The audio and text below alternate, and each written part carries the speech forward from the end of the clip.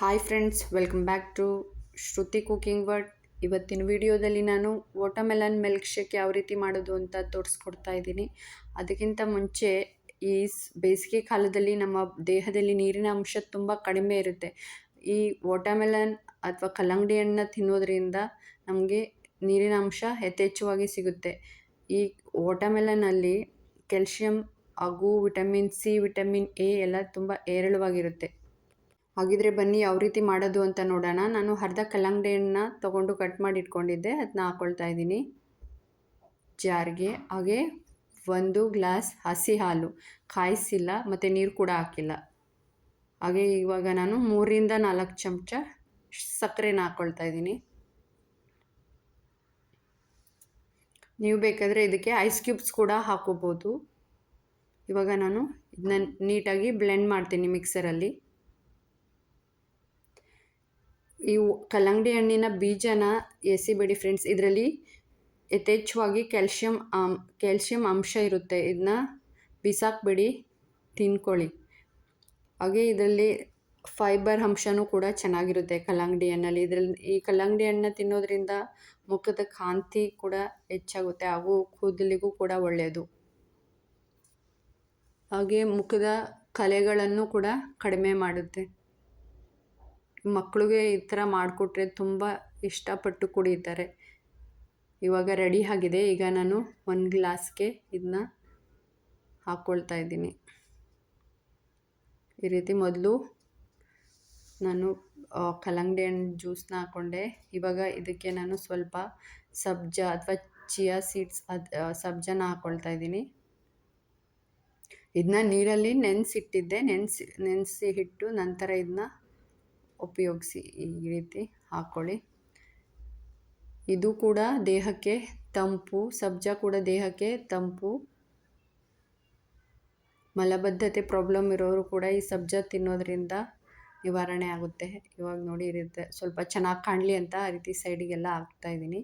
ಹಾಗೆ ಮತ್ತೆ ನಾನು ಇದ್ರ ಮೇಲೆ ಜ್ಯೂಸ್ ಹಾಕ್ತಾ ಇದ್ದೀನಿ, ಕಲ್ಲಂಗಡಿ ಹಣ್ಣು ಮಿಲ್ಕ್ ಶೇಕು. ಈ ರೀತಿ ಹಾಕ್ಕೊಳ್ಳಿ.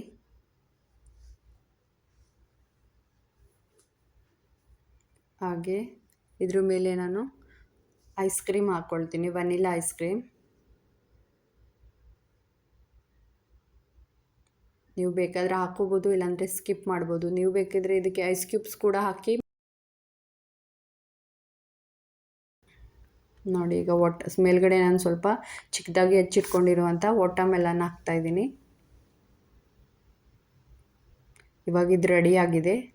ತುಂಬ ಟೇಸ್ಟಿಯಾಗಿರುತ್ತೆ. ನೀವು ಕೂಡ ಟ್ರೈ ಮಾಡಿ ಕಮೆಂಟ್ ಮಾಡಿ ತಿಳಿಸಿ ಫ್ರೆಂಡ್ಸ್. ಇವಾಗ ನಾನು ಬಾಳೆಹಣ್ಣಿನ ಬನಾನಾ ಮಿಲ್ಕ್ ಶೇಕ್ ಯಾವ ರೀತಿ ಮಾಡೋದು ಅಂತ ತೋರಿಸ್ಕೊಡ್ತಾ ಇದ್ದೀನಿ. ಇದು ಕೂಡ ತುಂಬಾ ರುಚಿಯಾಗಿರುತ್ತೆ. ಖಂಡಿತವಾಗ್ಲೂ ನೀವು ಟ್ರೈ ಮಾಡಿ ನೋಡಿ. ಇವಾಗ ಬನ್ನಿ, ನಾನಿವಾಗ 2ರಿಂದ 3 ಬಾಳೆಹಣ್ಣು ತಗೊಂಡಿದ್ದೀನಿ. ಇದನ್ನ ಹಾಗೆ ಇದಕ್ಕೂ ಕೂಡ 1 ಗ್ಲಾಸ್ ಹಸಿ ಹಾಲು, ಇದಕ್ಕೆ ನೀರು ಹಾಕಿಲ್ಲ ಮತ್ತು ಕಾಯಿಸಿಲ್ಲ. ಕಾಯಿಸಿರೋ ಹಾಲು ಚೆನ್ನಾಗಿರಲ್ಲ. ಇವಾಗ ನಾನು 4ರಿಂದ 5 ಚಮಚ ಸಕ್ಕರೆನ ಹಾಕ್ಕೊಳ್ತಾ ಇದ್ದೀನಿ. ಇದನ್ನೂ ಕೂಡ ಚೆನ್ನಾಗಿ ಬ್ಲೆಂಡ್ ಮಾಡಿ ಮಿಕ್ಸರಲ್ಲಿ. ಈ ಬಾಳೆಹಣ್ಣನ್ನ ಪ್ರತಿನಿತ್ಯ 2 ಬಾಳೆಹಣ್ಣು ತಿನ್ನೋದ್ರಿಂದ ಫುಡ್ ಡೈಜೆಷನ್ ಚೆನ್ನಾಗಾಗುತ್ತೆ ಹಾಗೂ ವೆಯ್ಟ್ ಲಾಸ್ ಕೂಡ ಮಾಡ್ಕೋಬೋದು. ಹಾಗೆ ಇದರಲ್ಲಿ ವಿಟಮಿನ್ 6 ಹಾಗೆ ಬ್ಲಡ್ ಕಡಿಮೆ ಇರೋರಿಗೂ ಕೂಡ ಒಳ್ಳೆಯದು, ಶಕ್ತಿ ಕೊಡುತ್ತೆ ಇದು. ನೋಡಿ ಇವಾಗ ಇದು ಆಗಿದೆ. ಇದಕ್ಕೆ ನೀವು ಐಸ್ ಕ್ಯೂಬ್ಸ್ ಕೂಡ ಹಾಕ್ಕೊಂಡು ಮಾಡ್ಕೋಬೋದು. ನಾನು ಇದಕ್ಕೆ ಹಾಕಿಲ್ಲ, ನಾನು ಲಾಸ್ಟಲ್ಲಿ ಹಾಕ್ತಾಯಿದ್ದೀನಿ. ಇವಾಗ ನಾನು ಸ್ವಲ್ಪ ಹಚ್ಚಿಟ್ಕೊಂಡಿರುವಂಥ ಬಾಳೆಹಣ್ಣು ಪೀಸ್ಗಳನ್ನ ಹಾಕ್ತಾಯಿದ್ದೀನಿ. ಈಗ ನಾನು ಬನಾನಾ ಮಿಲ್ಕ್ ಶೇಕ್ ಹಾಕ್ತಾಯಿದ್ದೀನಿ ಗ್ಲಾಸ್ಗೆ.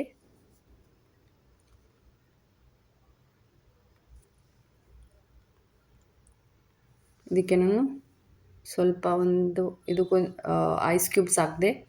ಈಗ ಮತ್ತೆ ನಾನು ಚಿಯಾ ಸೀಡ್ಸ್ ಬೇಕಾದರೆ ಹಾಕಿ, ಇಲ್ಲಾಂದರೆ ಬೇಡ, ಸ್ಕಿಪ್ ಮಾಡ್ಕೊಳ್ಳಿ.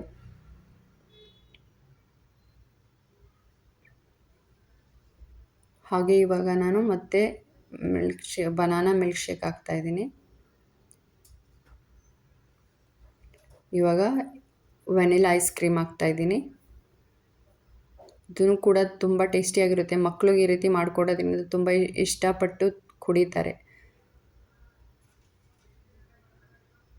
ದೇಹಕ್ಕೂ ಕೂಡ ಎನರ್ಜಿ ಬಂದಾಗ ಆಗುತ್ತೆ, ಚೆನ್ನಾಗಿರುತ್ತೆ.